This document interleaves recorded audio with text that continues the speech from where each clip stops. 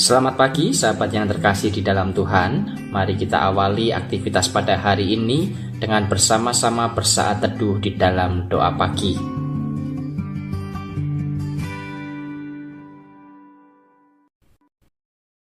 Shalom, selamat pagi Bapak Ibu, sahabat yang terkasih di dalam Yesus Kristus. Kita patut bersyukur dan bersukacita manakala pada saat ini kita boleh dipertemukan kembali dalam ibadah doa pagi hari ini.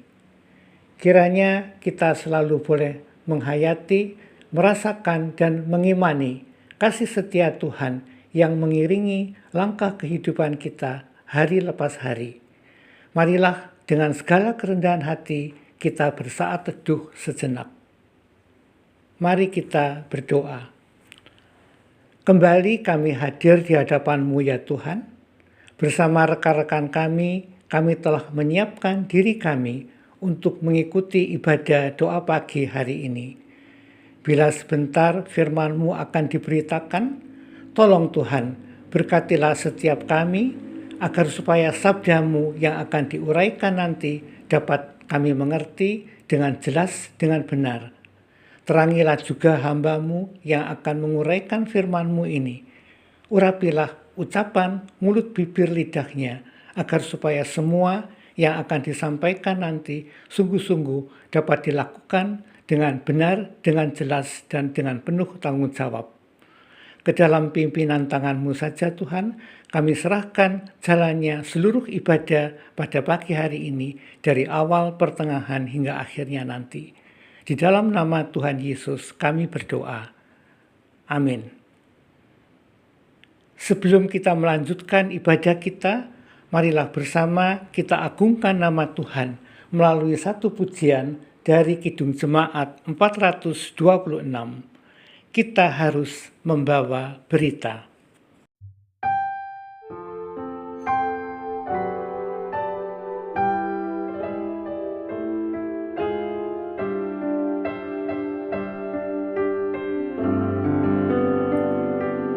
Kita harus membawa berita pada dunia dalam gelap tentang kebenaran dan kasih dan damai yang menetap dan damai yang menetap, karena gelap jadi remang pagi dan remang jadi siang terang. Kuasa Kristus kan nyatalah ramani dan cemerlang. Kuasa Kristus kan nyatalah ramani dan cemerlang.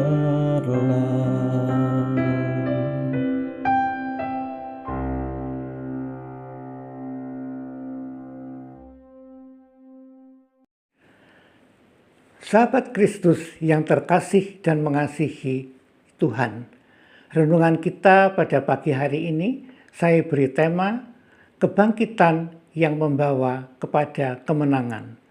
Nats yang mendasarinya diambil dari Injil Lukas pasal 24 ayat 5-7 yang mengatakan demikian. Mereka sangat ketakutan dan menundukkan kepala, lalu kedua orang itu berkata kepada mereka, "Mengapa kamu mencari Dia yang hidup di antara orang mati? Ia tidak ada di sini. Ia telah bangkit. Ingatlah apa yang dikatakannya kepadamu ketika ia masih di Galilea, yaitu bahwa Anak Manusia harus diserahkan ke tangan orang-orang berdosa dan disalibkan dan bangkit pada hari yang ketiga." Demikianlah pembacaan firman Tuhan. Yang berbahagia adalah semua orang yang mau mendengar firman Tuhan, menyimpan, memelihara dan mempergumulkannya serta bersedia melakukannya dalam kehidupannya setiap hari. Hosiana. Sahabat, apa yang terbayang pada diri murid-murid Yesus ketika mereka mendapati kubur yang kosong, khususnya ketika ada 2 orang malaikat yang berkata, "Mengapa kamu mencari Dia yang hidup di antara orang mati?" Tentunya hal ini menimbulkan berbagai macam reaksi. Terkejut, sedih, heran, bingung, dan entah reaksi apapun juga.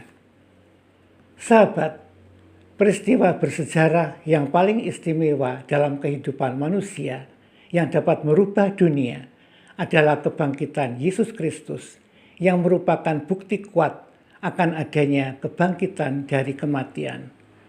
Namun, pada kenyataannya bukankah masih ada orang-orang yang tidak mempercayai hal itu? Kita masih sering mendengar banyak spekulasi dari berbagai kalangan tentang versi kebangkitan Yesus. Bahkan murid-murid Yesus sendiri pada awal kebangkitan Yesus demikian juga. Maria Magdalena misalnya yang meratap dan menangis karena mengira jasad Yesus dicuri orang. Belum lagi Thomas, pribadi yang tidak mudah terjebak untuk percaya, dengan berkobar-kobar mengatakan, "Sebelum aku melihat bekas paku pada tangannya, dan sebelum aku mencucukkan jariku ke bekas luka itu, dan mencucukkan tanganku ke dalam lambungnya, sekali-kali aku tidak percaya."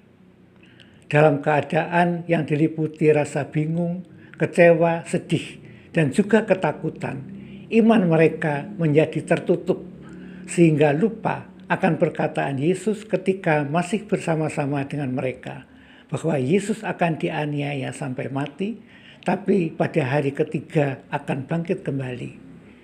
Kenyataan bahwa murid-murid Yesus yang begitu dekat dengan Yesus tidak percaya akan kebangkitannya.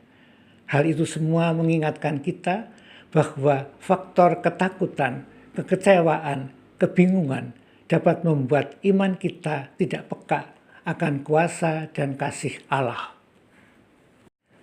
Selanjutnya, marilah kita renungkan bersama apakah yang harus kita lakukan sesudah Yesus bangkit.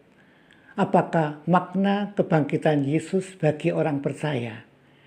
Kita terpanggil dan mendapatkan tugas untuk menyelesaikan apa yang telah dimulai Yesus selama pelayanannya di dunia, yaitu mewartakan kabar baik, berita sukacita, berita keselamatan, yaitu berita Injil, agar supaya setiap orang percaya beroleh hidup yang kekal. Yesus meminta kepada Bapa untuk mengaruniakan roh kebenaran yang akan tinggal dalam diri kita, yang akan memimpin kita dalam menjalankan perintahnya. Ketika kita percaya bahwa Yesus bangkit, kita tidak lagi terbelenggu oleh kesedihan, duka cita, kekecewaan, dan sebagainya. Yesus bangkit. Ia menjumpai kita yang putus asa, kita yang kehilangan harapan dan yang sedang terpuruk dalam kesedihan. Jika kita mempercayai hal ini, kita pun harus bangkit, bergerak, keluar dari diri sendiri untuk melakukan misi Allah, menyaksikan tentang kasih-Nya, mendirikan kerajaan Allah di bumi ini yang meliputi kebenaran, sukacita, dan damai sejahtera. Kebangkitan mengubah ketakutan, mengubah kekhawatiran, mengubah kegalauan, mengubah ketidaknyamanan, mengubah kelesuan menjadi kehidupan yang bergairah, bersemangat, penuh sukacita, dan damai sejahtera. Karena itu, karena kita telah mengalami kehadiran Kristus yang mengubah hidup kita, maka kita pun mempunyai tugas untuk melanjutkan karya Kristus, mengupayakan pembebasan bagi mereka yang terkurung dalam kegelapan, menghadirkan kebaikan bagi sesama, dan memberikan pengampunan kepada orang lain, dan juga bagian yang penting adalah mewartakan berita keselamatan dan hidup yang kekal. Kuasa Roh Kudus akan memperlengkapi dan memampukan kita untuk mengemban dan melaksanakan tugas panggilan yang mulia ini. Sahabat, sudahkah kita sepenuhnya mempercayai Yesus sebagai Juru Selamat? Taatilah perintahnya. Biarlah melalui momen minggu-minggu Prapaskah ini, kita diingatkan akan karya dan anugerah keselamatan yang Yesus telah karuniakan kepada kita untuk mempersiapkan kita kepada kehidupan yang kekal. Yesus sudah membasuh dosa-dosa kita dengan darah-Nya yang kudus. Setiap saat kembalilah kepadanya yang memberikan pengampunan dengan limpah-Nya dan yang mencurahkan Roh Kudus yang memandu dan memimpin hidup kita. Apakah Roh Kudus yang diam dalam diri kita sudah berkarya dalam kehidupan kita untuk melaksanakan tugas pelayanan Yesus? Selamat menyongsong Paskah.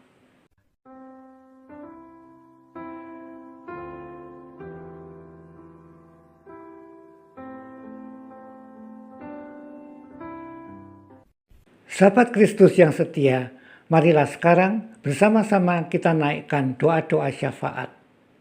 Ya Tuhan, bersama sahabat-sahabat kami datang kembali ke hadapan-Mu. Terima kasih atas penyertaan dan pimpinan Tuhan dalam ibadah doa pagi hari ini.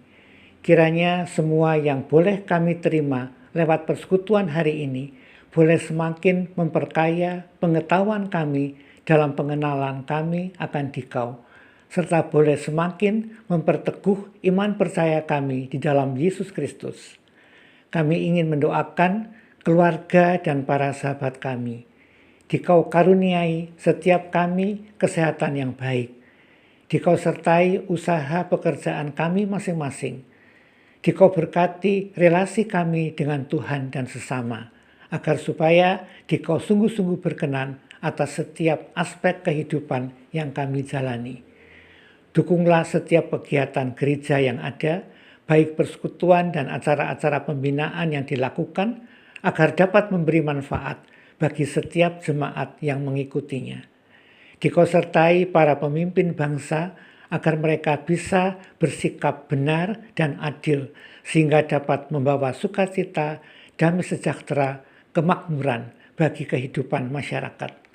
Akhirnya kami serahkan setiap aktivitas kami yang kami lakukan hari ini agar semua dapat berjalan dengan baik, aman dan lancar hanya di dalam pimpinan-Mu saja. Terima kasih Tuhan untuk semua yang telah kami doakan. Terpujilah nama Tuhan kekal sampai selama-lamanya. Amin.